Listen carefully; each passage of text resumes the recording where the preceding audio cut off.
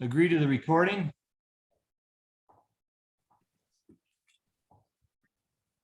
All right, let's go. So, hey, there, Brendan, what's happening? Good to see you guys. So this week's call is people skills and your social game. So calls recorded. You guys can go back and listen to these calls. You know, I was thinking a little bit about our group as it relates to a couple groups that I've been in the last couple of years. One is the Arte Syndicate, and one is the Lion's Den with Sean Whalen from Lions Not Sheep. And, you know, both those groups are great. They both serve a purpose for people at different levels. And I think what's wonderful about what Rod and I have created here is that it's a culmination of not only what I've learned in those two groups, but also what Rod has learned in his history and career and what I've learned, and put it in a way that is very applicable in terms of becoming an entrepreneur, taking the next steps, and really building a foundation. And as I look at these lesson plans, and especially as I started working through this lesson plan today, I thought, wow, you know, this is unlike something you would get in those other groups, although they're both meaningful, but this is just different. And I'm hoping that some of the people that aren't on the call yet, that they watch this recording, because I think there's a lot of value. So people skills and your social game. By the way, I think we can all review our own people skills and our social game every year. Give yourself a little self-evaluation of who you are, how you represent yourself to others, and how you make a difference. Okay. So as typical here, I'm going to have to throw my glasses on for this. And Andy Frisella threw another great wing dinger today. So might as well hold the line and keep reading his quotes before my call. So this one's be more than just a self-starter. And I like this because it's an entrepreneurial group and this talks about people skills. Okay, so here it goes. You're a self-starter. So what? While finding the motivation to start something on your own is a great character trait, it takes more than that to become a winner. Anybody can start something. Only winners can see it through to the end. If you truly want to win, you need to develop the skills that not all self-starters have. You need to develop your ability to identify and solve problems quickly. You need to develop your ability to learn new things constantly. You need to develop your ability to make the right decisions and take action. Being a self-starter isn't what it takes to be successful. Developing yourself into someone who solves problems quickly and efficiently is. And I love that as it relates to people skills, because so many of us, I've heard this my whole life. Oh, I want to start a business. Oh, I want to do this. I want to do that. Well, it's okay to want something and be motivated to want that. But if you don't actually do it, you haven't done shit, right? So the point here is it's okay to be that self-starter, but you've got to generate the action to make it happen. Don't just talk about it, do it. And within that comes out as your people skills. Do you have the ability to do something that you've set out to do? And I'm going to talk about people skills in a number of ways, so that regardless of where you're at in your career or your journey, there'll be some value here. And you know, as I was listing these out, I thought these almost seem trivial, but we got to remember our audience in this group is anywhere from 15 to over 60.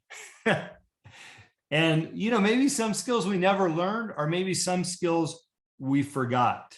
Okay. I'm going to start this with a little story. It's how I conducted business at Kettle One. When I was the vice president of PR and marketing there, I had a $2.5 million budget that I allocated to donating to charities, helping people have successful events, and achieve their own goals as it related to our participation. Maybe it elevated the status of the event they were doing. And because of the dollar amount that we committed to on these events, I always felt it worthy to meet with the person that I was going to do business with. You know, if we're going to write a $5,000 or $10,000 check or more, I always felt worthy of meeting these people to talk about what they wanted to do. It wasn't so much about their event. It was about their character and their people skills. And what that means to me is how that person I was meeting with treated the waitress or the waiter or the person behind the counter serving them.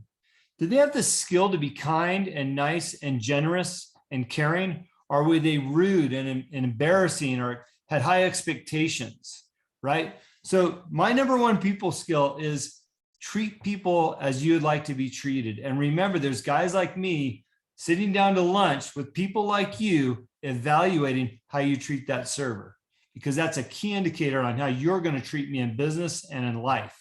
All right. So we need to take care of the people that take care of us. That was always a people skill that I looked out for, because oftentimes the asshole that I was sitting with was probably an asshole in business, but the person that was overly generous and kind and sympathetic to the server, you knew that was the kind of person that you wanted to be with and work with. Okay. So people skill number one, how do you treat your server? Treat them kindly. All right. This is going to be a no-brainer, especially for most of the people on the call. But then again, we don't want to assume, right? And that is make eye contact with people. When you meet somebody, make eye contact with them. Give them a firm handshake. Listen to them like we talked about in the last call. Be more interested than interesting. So I've mentioned before that I've worked with Bill Walton for, 9 years of my Azuñia tequila days. And we would, most often it would be in a really large group setting. In other words, 25 people or more in these settings. And there was always this really awkward circle of people around Bill. And he would do this thing like, hey, what's your name? Joe. Okay. You, Jeff. All right. Rod. Yep. Jim. Yep. No, wait, what do you do? And it was just really awkward how he bounced around from people to people and then asked these really awkward questions, right? Everybody kind of felt a little bit of uneasiness, but it's like, man, does Bill have his shit together or has he lost it in his brain? And that, typically it was only a minute or two. It just felt longer than what it actually was. But I swear to you, when Bill and I got on the stage and we're tossing questions back and forth, that was my job, to lob up the intro to a story he's going to tell or lob up a question, and he would dazzle us with his stories. But what he also dazzled us with is remembering every single person's name in the room.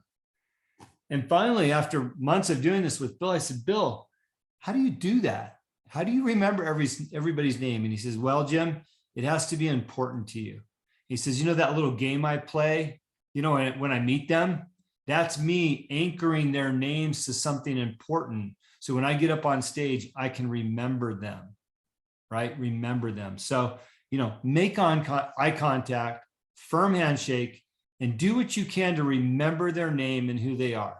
Now, admittedly, I'm terrible about it, right? I had one of the best coaches in Bill Walton teaching me how to do it. I'm terrible at it, but I do aspire to be better in that arena of remembers people's names. And it's like they say, if it's important to you, you'll remember their name. So great people skill to have. This also seems like a silly one, but project your voice. When you're meeting people, project your voice and be enthusiastic about meeting them. That will also help anchor that intro and hopefully your ability to remember what they said. Okay. But it also conveys confidence when you meet people. And I'm reminded of this because a lot of us that are entrepreneurs, we go out to seek partnerships and investment dollars and opportunities, or maybe we're looking at a property that we want to lease to launch our new business. Well, you want to go in with confidence, and projecting your voice with confidence and authority will allow you to convey your message appropriately, especially if you're trying to sell a dream. I didn't raise $12 million for Azuñia tequila, mumbling it through the, the meetings and the process of trying to convince people I had the right deal, right? I sat there with confidence, projecting my voice with authority and excitement that this was going to win. And ultimately, those people invested in me, not the business plan, okay? And that's how important projecting your voice is in conversation and in deals. Another no-brainer, but it's important. It's probably more important now than ever. And everybody gets a break on these calls because this is a different type of scenario, but clean clothes, dress for the occasion.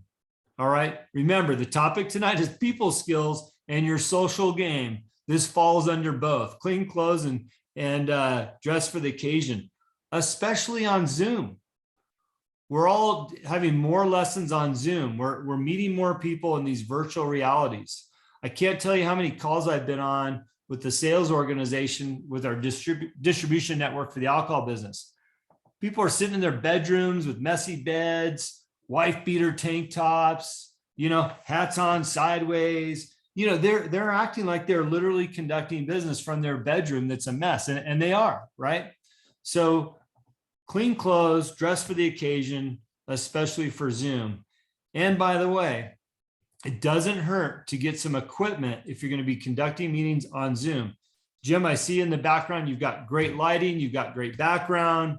Never hesitate to hear you or see you, right? Rod, thank you for dropping the tombstones. All right. I have this brand new Mac computer. It's got a wonderful camera. They assured me it would be all I need. So I've got great camera. I've got an extra light off the side. And actually, I've got so much light in here that I close the drapes so that I have the perfect, mid-range lighting. But you can get some lighting at Lowe's for $10 for this little circle light. You can change it to like 30 different settings. So project yourself, good, clean clothes, dress for the occasion, especially Zoom. How you present yourself to people is how you win the deal. I interviewed a guy last year. He was a musician, but he also did public speaking. To his advantage, his sound quality and his lighting and his backstage were absolutely perfect. They looked like a movie set. He says, Jim, this got me the job. Really, it was a 5-figure job. It got me over the next guy that had the exact same skill set. But they knew if I could project myself appropriately on a Zoom, that I would over deliver compared to the other guy that was just okay, right? So dressing for the occasion, spend some money on equipment, and make sure you can present yourself. Touching on a little bit hygiene, especially in person, showers, haircuts, trims, all those things are important. I think that going through COVID, people have got really laxed on the expectations of one another and how we should present ourselves. So let's come out ahead. And when we're in public, now that we can go out in public, most of the country, unless you're in a federal park now, you don't have to wear your mask. So make sure you're clean shaven, you look good, present yourself to go win. These are important aspects of winning. And, the thing about that is that sometimes your apparel or your haircut or lack thereof a shave could be unnecessary distractions. The last thing you want that person that you're conducting business with or trying to do something with is an unnecessary distraction. I know it drives me crazy too, and it shouldn't, right? Little things, guy that hasn't shaved the corner of his chin, he's got 10 long, it's like, how'd you miss that, right? And then it becomes a distraction. You're not listening to the discussion, right? So avoid unnecessary distractions. And that can also come in your apparel. I wouldn't wear, although I love this shirt, I wouldn't wear this Patriot shirt to an interview, right? It might become a distraction of the person that I'm speaking to, or a capital raise, So avoid it, really take a look at it, right? Have your spouse or somebody go, hey, do I look okay? Any unnecessary distractions here? All right. Say hello. When you're out in public, and this is going back to people skills. When you're out in public, don't be afraid to say hello. Don't be afraid to meet people. Don't be afraid to look up in line at Starbucks. I talk about that in my book. We're all on our phones waiting in the Starbucks line or Chick-fil-A or whatever you're at. Put the phone in your pocket and look around like, okay, who can I say hi to? Maybe just make their day because you're being friendly and you have the opportunity to do so. People are yearning for interaction with others. And that hello can lead to a lot of things. And oftentimes you may find yourself in the same room with something in common that might just play out for you to help somebody, conduct business with somebody, enhance somebody's life, raise money, or whatever that might be. I'm going to touch back on the importance of saying hello in a little bit. Back to the people skills. Respect the time of others. Respect the time of others. If you have the opportunity to meet with somebody and they're like, look, I've got 30 minutes. Respect that 30 minutes. Realize that they've given you the 30. Go there prepared, whether that's a Zoom call these days or if it's in person. Come prepared. Have the time frame in mind as you close in on that gap. Maybe they've, taken over the conversation and you haven't said what you wanted to say.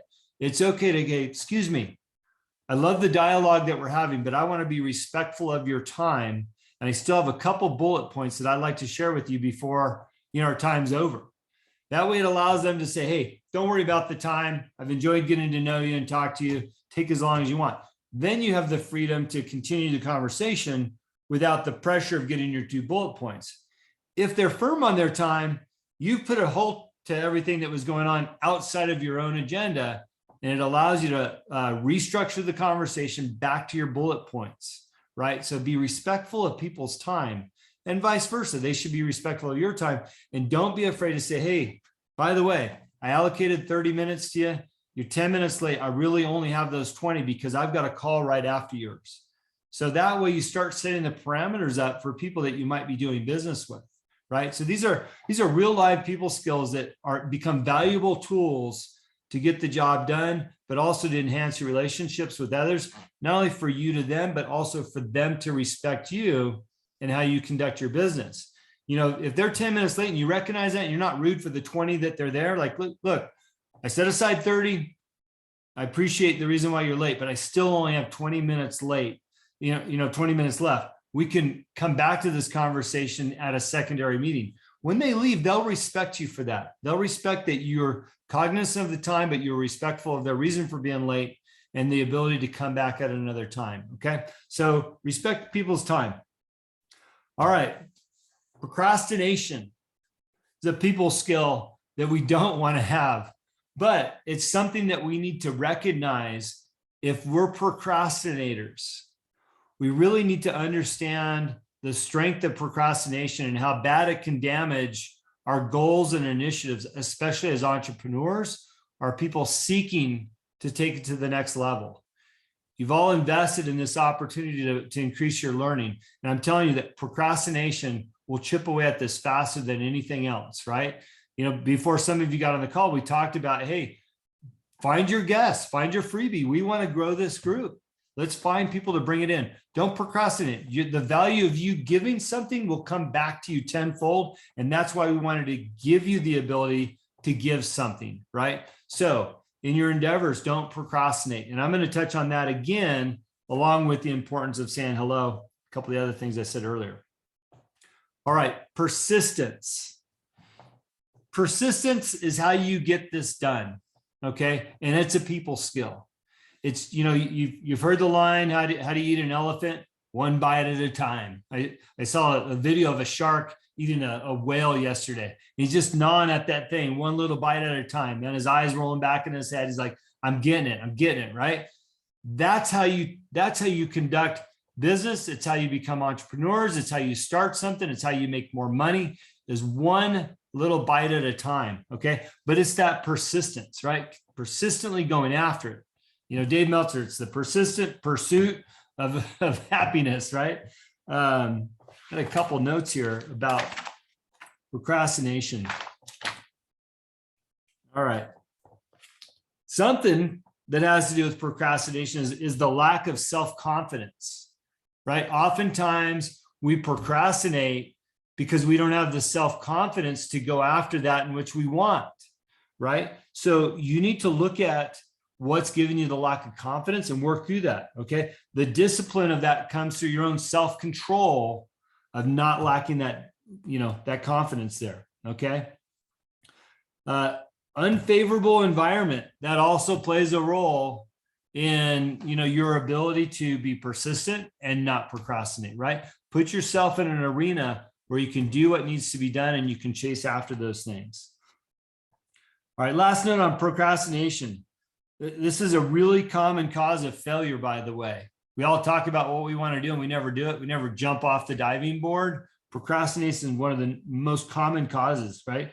This is a little quote from Think and Grow Rich. Most of us go through life as failures because we are waiting for the time to be right to start doing something worthwhile. Do not wait. The time will never be just right. Never.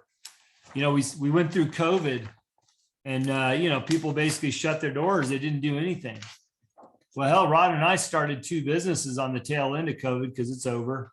Now we're going into recession and inflation. I'd like to see what y'all are going to do during recession and inflation. This is a prime opportunity to find the right thing to grow. When everybody else is ducking their head, hiding for cover, this is the time to get after it. Think about ways that you can increase your net worth right now and be prepared for the inflation and the recession. Otherwise, you're going to find your ass in a sling, right? But just like COVID, there's opportunities here. I like to talk about some of you know, I've done some consulting in the cannabis business. You know, everybody talking about the green rush, like the gold rush. Well, in cannabis, it's not the actual cannabis where the money's at.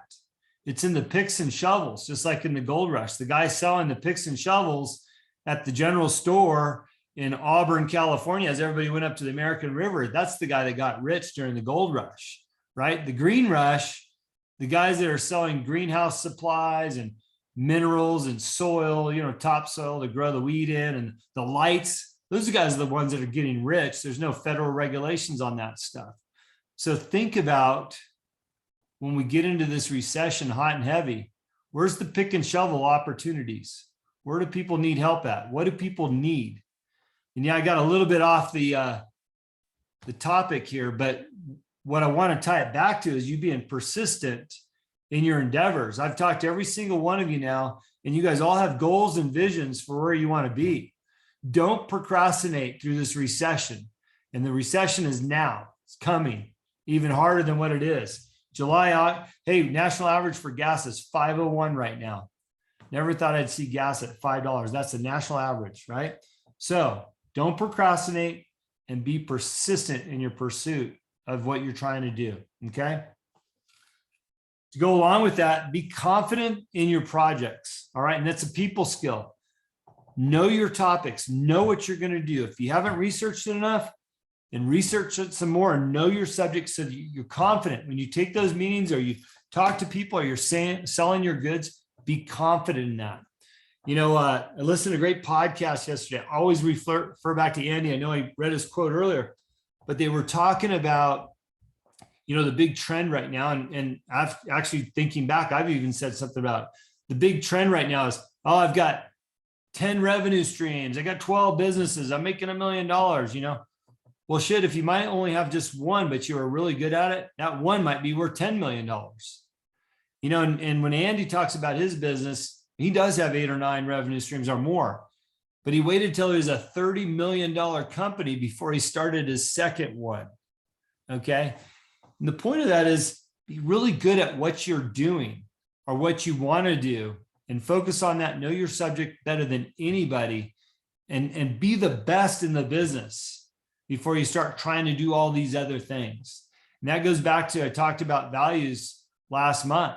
Know what your values are, what's important to you, so that as you build out your goals and you build out your businesses or your next steps, you can be the best at that because you've gone through all the exercises. You can start to see, as Rod and I refer back to past calls, how these pieces of the puzzle start coming together as it relates to where you head out to in the future, right? So be confident, know your subject, and go all in until you're the best. All right. So a lot of those things were the people skills. I'm going to touch a little bit on kind of some of the social game. All right. Number one thing is get out, get involved. You're not going to advance sitting in the comforts of your homes or in your daily routines. All right. Find something to get out of your comfort zone and do that. Okay. I call that hitting the pavement. Back in my Kettle One days, we used to sit in these lavish office rooms, you know, these mahogany tables, big leather chairs, you know, thick carpet. And, you know, it felt like a pretty cushy job. And this guy, Ernie Broadbeck, he was an old New Yorker, literally old and from New York back in the day. He had the accent and everything, you know, hey, New Yorker, right? And he was, I think he was in his early 70s. And he was asked to talk about salesmanship to the group. And most of us were in our early 30s, mid 30s, successful, top of our game, had one of the best brands in the country.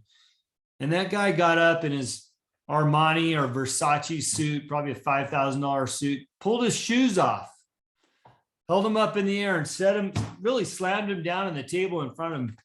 He says, you're not going to be worth anything unless you wear these shoes out. And he turned them over and the soles of those expensive shoes were worn out. And I've referred to this story before because it really made an impact on me. I probably heard it 20 years ago. He says, you have to be out on the pavement. You have to be knocking on doors. You have to be shaking hands. You have to be meeting people. And I swear to you, the last 20 years since I've heard that, I've made more connections, built more relationships from a chair at a bar or a line in Starbucks than I would in any other place, or being willing to look up and say hello, like I mentioned earlier, right? Get out of your comfort zone and hit the pavement. If you're not doing that, you're not going to make it. You're not going to grow your business. Okay. So get out there and hit the pavement. I've got an opposite story of that, just as a reminder how bad it can be. In the tequila business, there was a guy known for his success. I didn't know it was a one and done success, but he had sold organic tequila to Cheesecake Factory. It was an unheard of deal. He was doing thousands of cases a month to Cheesecake Factory and built a brand on this one account. Now, he wasn't the owner of the business. He was just a sales rep, what they call a national account. And he was fortunate enough to land that one deal that lived for a long time, probably, I don't know, 8 to 10 years.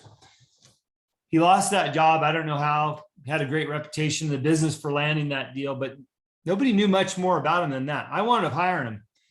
I thought, hey, I want to grow my national account business. I'm going to get a guy. This is the guy, man. He's selling thousands of cases a month to this one chain. And what I realized very quickly about this individual is that he was basically full of shit. Somehow he got one good deal and he hung his hat on that deal for years to come. And month one, he hadn't done anything. Month two, he hadn't done anything. Never left his desk. He showed up at 9 and he left at 5 and he tapped away at the computer and never sold a single case in the 5 months that he worked for me. Never. Right? And the story was, Jim, you know, these things take time. I got to build out this spreadsheet. You know, I only meet this buyer once a year. I've got to do this. I've got to do that. The day he left, we landed a whole bunch of new business because he was in our way. My point here is that's the opposite of getting out on the streets and making stuff happen. The guy lost $100,000 a year job because he wasn't performing and he was in our way.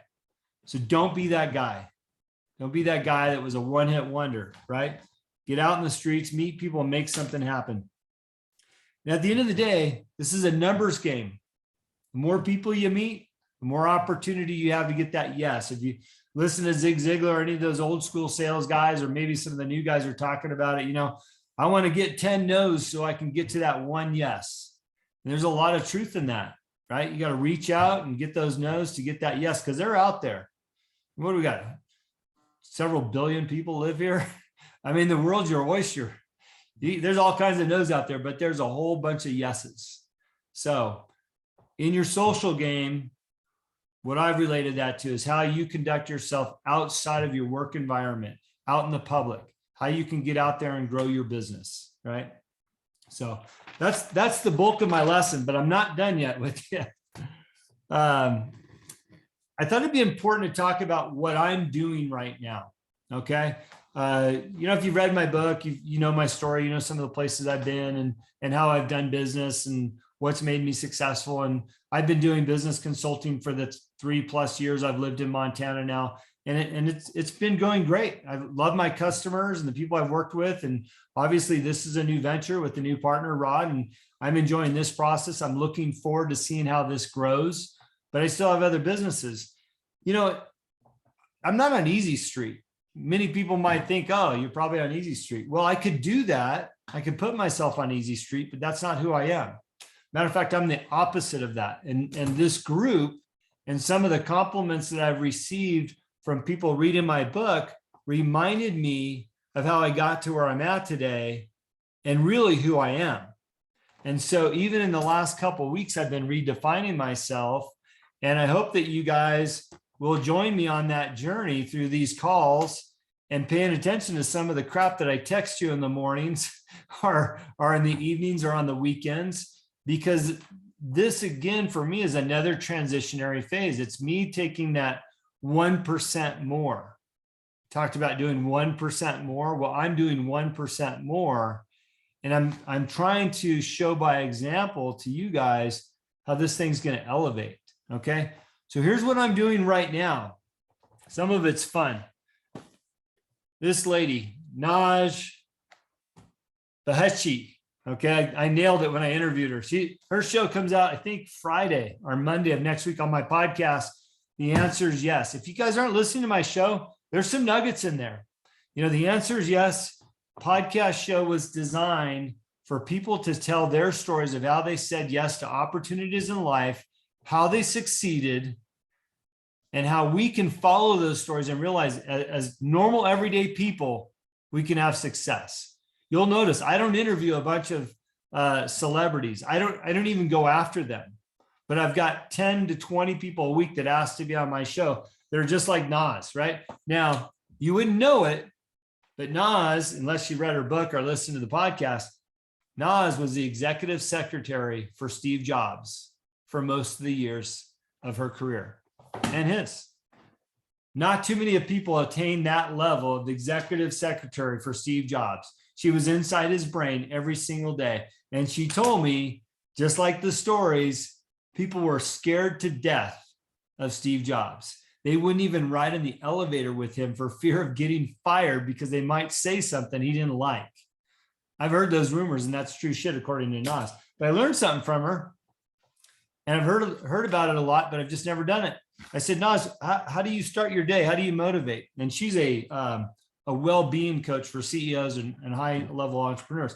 And she says, and you know, she's a cute little thing. She says, RPM, Jim, RPM. You got me. What is RPM? Rise, pee, meditate. I mean, like literally pee, go into the bathroom. Yep, pee and meditate. So today I RPM'd it. And let me tell you, man, it was pretty nice. I always do the first two, but I've never meditated. And 5 years ago, when I first started working with David Meltzer, he talked about the power of meditation. I put zero thought into it. I am not a meditator. And matter of fact, in the podcast with her, if you take a listen to it, she walks us through a 1-minute meditation exercise that when I was done, I mean, there's no way I'm going to tell her no, right? Got her on the line. She says, oh, do you mind? I said, well, of course not. Let's do it. So I went through the meditation. I promise you, I felt better after going through her 1-minute meditation. So I'm going to encourage you all, follow along. I'm doing it. RPM in the morning, RPM, rise, pee, meditate. And because I wasn't going to go back and listen to my podcast to hear her 1-minute meditation on Google, I just searched real quick, 1-minute meditations. There's like 5 million of them, right? Pick one, find one you like. I actually did 2 because the first one I didn't like so much. So I found another one that I liked a little bit more. Okay. So I started my day that way, 4:45 this morning. Okay. By the way, I haven't gotten up that early in maybe a year, but I realized that if I'm not maximizing my time, I'm not going to be able to get the things in that I need to get in. And you know, I really put a lot of stock into this recently. You know, I talk about my values, right? It's God, family, health, giving back, time, and business. Well, I've nailed them all except for health this last year. And I'm making a focus to get back to the health so I don't let that suffer. And I realize that I've got to get up at that time to maximize, right? So RPM. The second thing I did this morning is I read another chapter of The Hard Way. This is Brad Lee. He was also on my show last year. And there's some things that I already do that were in here, but there's some new things I'm going to share with you in a minute. Now, if you've done 75 hard, 10 minutes of reading, or is it 10 pages, Jim? 10 or 10? 10. 10 pages of reading or Yes. 10 minutes? 10 pages. 10 pages. All right. Thank you. Got another one from Clay. Sorry, Clay. I know that you're in that crew. You know, I got away from that. I jump in and out of books, but I think I read 10 pages maybe today, but I've got so much out of those 10 pages today. I just realized how important it is to grab a book in the morning, start your day there, something positive, right? Before you jump into the phone. Phone's filled with shit. Instagram, it'll ruin your life basically these days. All the crap that's on Instagram, I know we check it, but to start your day in a positive manner through some good reading and some RPM, I know I start off pretty good today. I'm on a workout now. This is part of the reason why for getting up so early. And you, everybody on this call got the text from me that I'm going to race the Spartan Ultra in September on the 25th. As a reminder, an ultra race is 30 plus miles and 65 obstacles. I'm basically starting from zero. Okay, I've had a foundation of racing, so my muscle memory will be there, but I'm starting from zero. Literally, I reached out to my trainer and I said, "Hey, this is what I want to do." He says, "Okay, well, where are you at?" I said 0, and he goes, "Well, what does that mean?" Because he's never heard that from me before. I said, "No, literally, like 0." He goes, "Well, you're not even running like 15 miles a week." I'm like, "No, dude, like 0, 0." He was so disappointed, but he built a plan for me, and we're going to work that plan. So that was the second thing I'm doing, or the third thing I've done today. And by the way, that's a 2.5 to 3 hour workout, right? But I get up early, RPM, read and get my workout in. Now here's where I'm supercharging it. If you remember through some of Andy Frisella's teaching, I've talked about this before, I've talked about a lot of my podcasts, is 5 critical tasks a day, okay? Pick 5 things, write them down that are going to take you to the next level every single day. All right. So let's just say you're writing a business plan, okay, for a new venture. Make that one of your tasks. Hey, I'm gonna write another page in my business plan. Okay. All right. I'm gonna do this today. Get me over the hump. It's not stupid, but one of my tasks today was to reorganize my bug out closet where my guns and my food are. Right. It was just disaster. Right. So hey, I'm gonna go down there, reorganize the closet, take inventory of what I've got. And now I feel better, like, wow, I really achieved something. Once you've done those 5 critical tasks for the day, you can take it down a notch. You can step aside. You can enjoy the rest of the day. Because if you do that every single day, those 5 critical tasks are going to add up. And next thing you know, you're going to be on that journey of success. Okay, where Brad Lee supercharged it for me today is he said, hey, reach out to 5 people a day.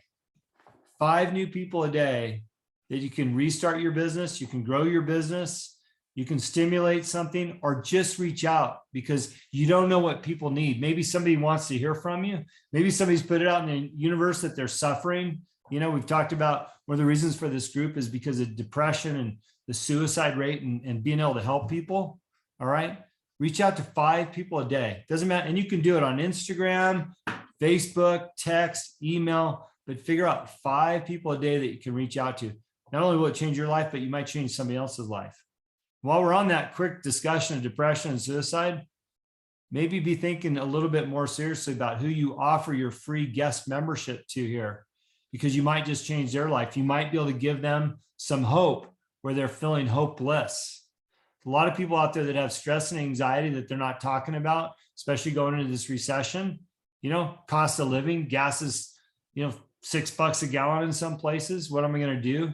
Maybe you just need to give them the gift of this membership to provide some hope for them. Okay. So 5 people a day, it's going to change you, right? He also talks about, and I do this, 5 revenue starters. Figure out 5 ways you can ramp up your revenue. Now, I always put my stuff on yellow notes, and all these pages right here are the different businesses. Each page represents a different business. But what I have in the back on the hard copy is my revenue starters. Those are permanent on the whole stack of pad. My revenue starters. So I can flash back to and go, okay, am I generating revenue in these businesses? Am I giving them attention today? So think about revenue starters. If you're in sales, think about different ways you can generate some revenue. Matter of fact, I'll give you a live example because I already brought his name up. So when Brad was on my podcast, Brad says, hey, Jim, we were done recording. He goes, hey, wanted to get in the vodka business, man. I didn't know anybody until I met you today. How do I get in the vodka business? And we had 3 or 4 very tangible discussions about a year and a half ago about it, right? It died off, and so today I'm reading that book. I'm like, revenue starters. I'm going to reach out to Brad, see what he wants to do about that vodka business. I sent him a message right in the middle of my workout because I didn't want to forget. Put the treadmill on pause. Hey, Brad, what do you want to do about that vodka business? Revenue starter. There's one of my 5 right there. So this kind of stuff is important. Okay. Think about it. Again, I forgot because I've been lengthy tonight. This is what I'm doing right now. I'm asking you to join me in some of this. All right. So RPM, reading, workout, focused on the power of 5, right? Rod, if you look in the back end of Y.E.S, you'll see Rod's got the power of 3. I encourage you to go back and look at the power of 3. This is the power of 5. Reach out to 5 people, look at 5 revenue streams for your business and your 5 critical tasks. I promise you, if you do those things every day, you won't need me. You won't need this. We'll need you. Okay. Because it comes back down to discipline and persistence. Finally, after I do all that, focus on my business, which might only be a couple hours remaining. And then the kids, right? Getting back to my family in a timely manner, eating healthy and enjoying my evenings with my family, getting to church and all those other things. So that's what I'm doing right now. Okay. So watch my journey.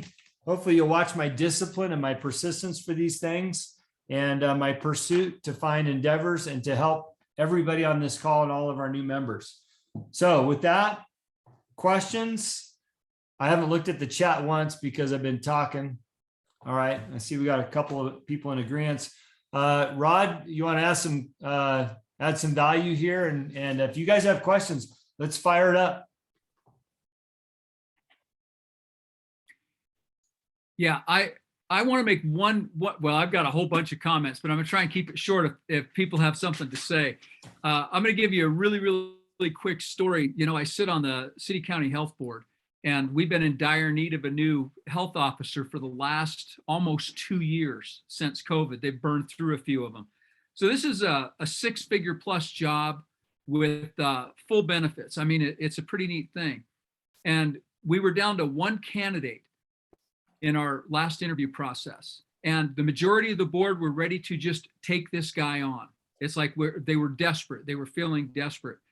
And I made the case that he was not the right person. And I made a really strong case for it. And from a business standpoint, why not?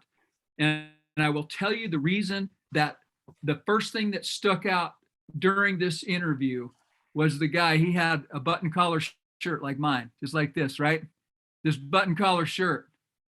And he's got a tie on, and these buttons were undone and they were flapping.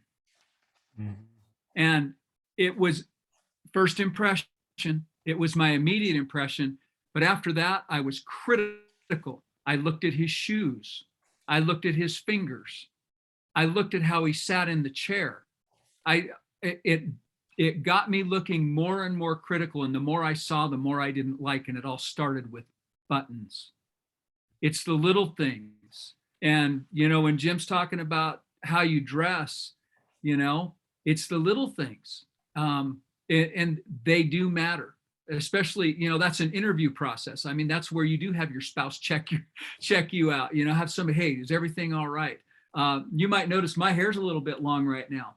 A couple of years ago, I had it down to here. I looked like Jesus. But I'm in a transition stage right now, and I'm feeling semi-uncomfortable because my wife's saying, do you want me to get that hair trim done? But I'm not feeling it. So anyway, that's my quick story on the little things with that. The other thing was the confidence in projecting your voice. And I'm sort of hard of hearing. I've shot a lot of guns, rode a lot of loud motorcycles and stuff. And so I talk loud anyway. And I think that has been actually a tool in my arsenal that I've used because I seem more confident maybe than I am because I'm always talking louder. So there is truth to that though, just projecting what it is that you believe and getting on with it from there. And the last thing for value that I'm going to add here, this is something I learned quite a while back, was I worked on the 100 no's principle. When I was in sales, it was I had to take 100 no's. And if you got a yes after you talked to 5 people, 9 people, 10 people, then you had to start over again. So getting to 100 no's isn't just keeping track of how many people say no. Every time someone says yes, it resets. And then you got to go back after it again. It will force you into a rhythm of getting a skin like a rhinoceros and not taking no's personally. It's always looking for that next person, that next opportunity, that next yes, that next sale. So I'll leave it at that, because some of this, you've given me so many ideas for future teaching now, Jim. It's like, oh, there's a story. There's a story. So I'll bail on you right there. Look, guys, everybody, take inventory of yourself. All right. Take a step back, take inventory of yourself, your people skills, your social skills, the things that we talked about, because these are the little things that make you different than the others that you're around. And, you know, I love the book. It's sitting down there. It says, hard times create strong men, right? Are strong people. I agree with that 100%. These are hard times. Just spent 2 years going through COVID, right? We're looking at economic depression here. It's going to affect people in a lot of bizarre ways. So the best thing that you can do for yourself is take a inventory of who you are, what you're doing, where you're going, and be as healthy as you possibly can. You know, it might seem a little ridiculous that I'm spending 2.5 hours in the gym and I'm going to go race this ultra Spartan race. But for me, I know that that's what it's going to take to get me back where I want to be, where I feel my best, where I can perform my best. Because when I'm the best version of my healthy self, I'm the best version of my business self and my dad's self, right? And we owe it to our family and our friends to be that person, right? And that does start with physical fitness. And if you don't have some type of physical fitness program, whatever that is, I would encourage you to figure that out and to do something. You know what, if this was a different group, I'd just say something, but something substantial. Don't half-ass it. Get out there and figure out what fits you, right? And again, congratulating the people that have done a 75 hard program, because I know you have in your mind now what it's going to take to do something substantial. And you'll find that will make a difference in all areas, including your confidence in what you're trying to do in business and in life. And like I said, you owe it to your family. And by the way, the best way we can combat recession and what's happening economically is to be healthy and strong, because you never know what's going to get thrown your way and what's going to be required of you as society changes, right? You may have to work 2 jobs to make ends meet. You know, that's going to require a healthy, strong person. One of those jobs might be, you know, hoofing boxes or you know, throwing boxes around at UPS, whatever, right? You know, you never know. And by being a healthy, strong person, you can be ready for those scenarios. And you know what? If you never need it, then you're better for it because you're healthier. Okay. So I don't see any hands popping up for questions. All right, Jim, let's have it, buddy. So going back to the figuring out 5 revenue starters. Yeah. In some of the early conversations that you and I had, Jim, that was one area that I've struggled with for a long time. I've been in corporate forever. So figuring out that something, you know, to do on the sides, figuring out that additional thing. I was thinking about this the other day of, you know, maybe I'm looking too big. Maybe I need to find something that is $50 a week, and then I can focus on growing it. And, you know, a month later, focus on 100 a week and keep going from there.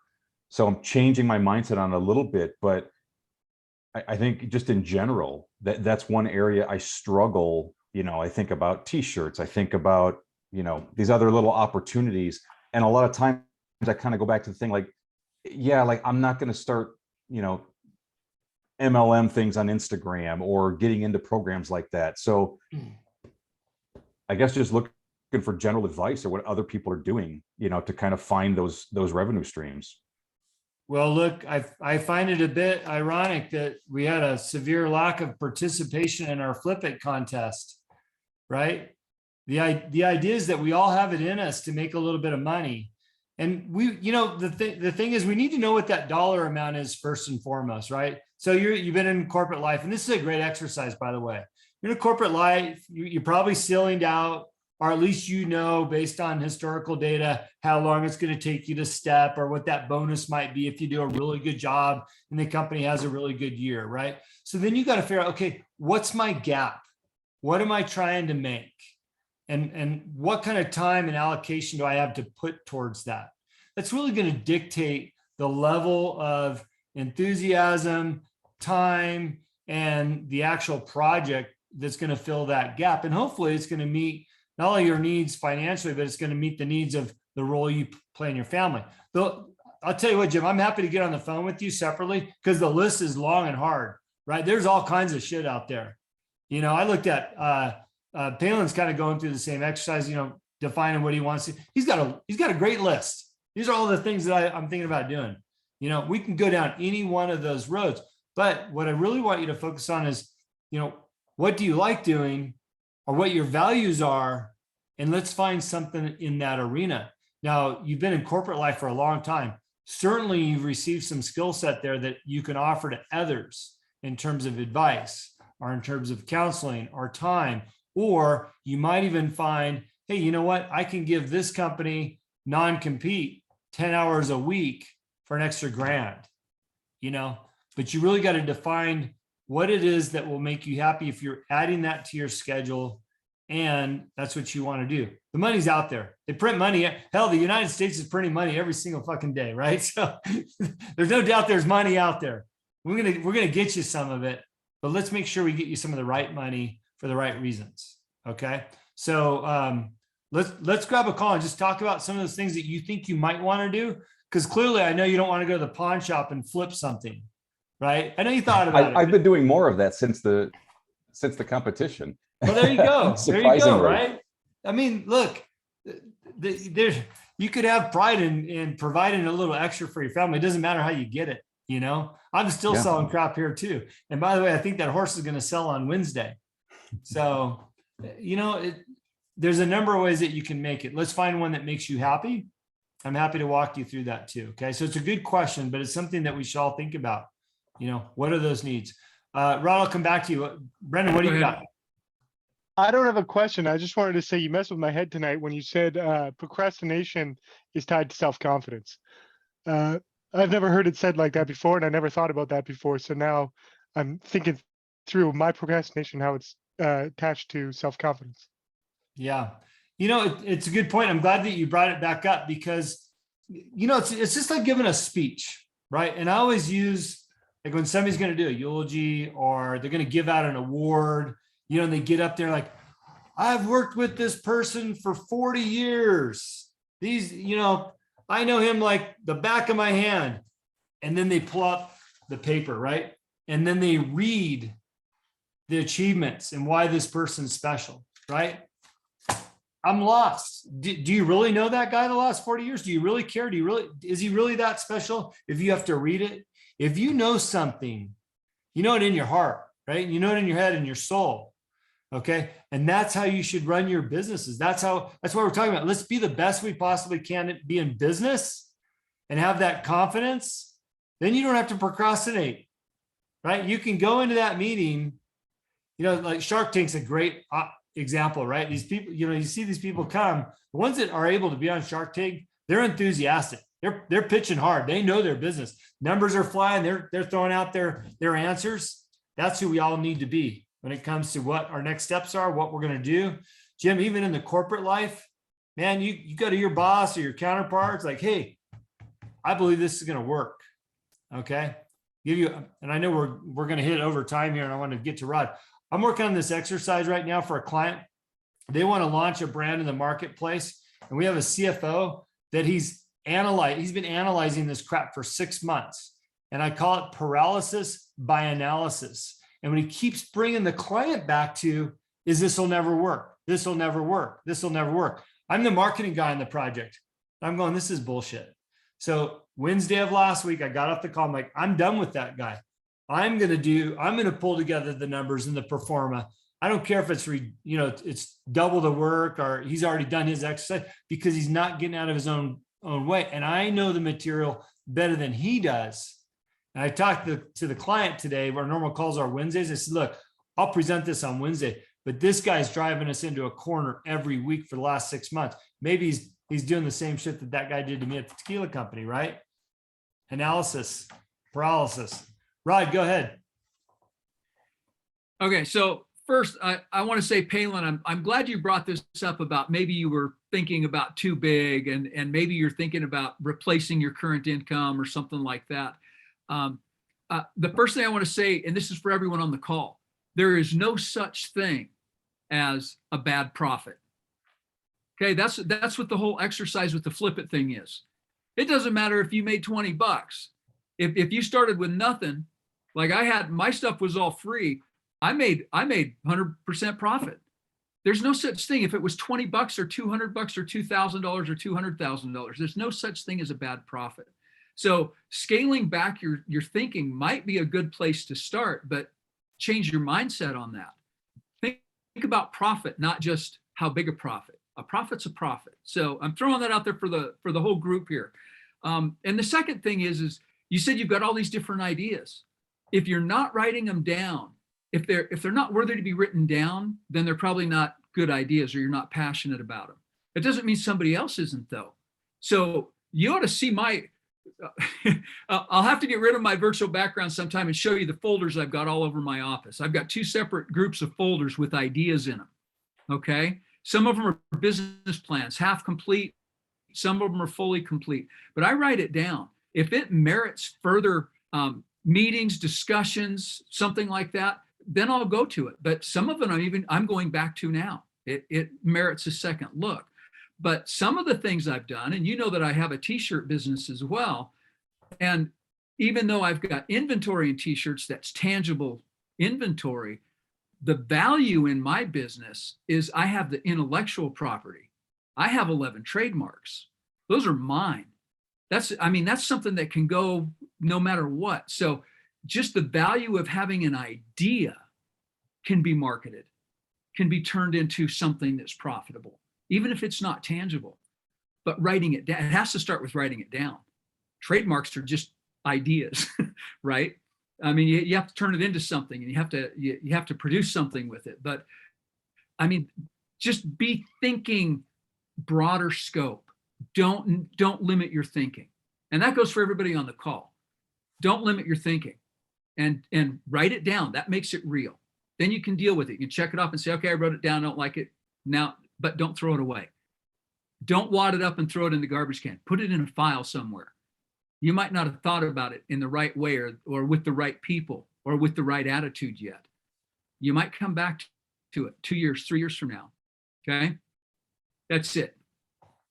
That's a good point, Rod. And by the way, oftentimes you can do a 1-page, business plan summary, mission statement, goals, values, what the offering is. And that will help dictate to you back, is this something going to work? Like what Rod said, if you write it down, it becomes a little bit more tangible. And while you're looking at that 1 page, like, you know what? This probably isn't going to fly. It's not really ready for me. Put it aside, save it. Hell, I've got stuff saved from the 80s from business that I'll be recycling if I start doing some restaurant consulting, because I know it still applies. All the same stuff. So look, guys, it's been fun. I'm not necessarily disappointed, but we have some new members that didn't make it tonight. Like I said, the group has literally doubled. So if you missed the call, you can watch it again.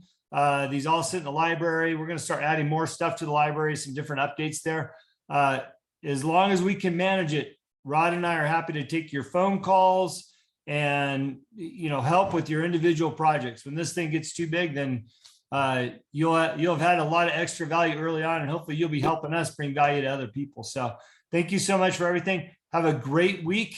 All right. Let's make some shit happen. All right. Take care. See you, everybody.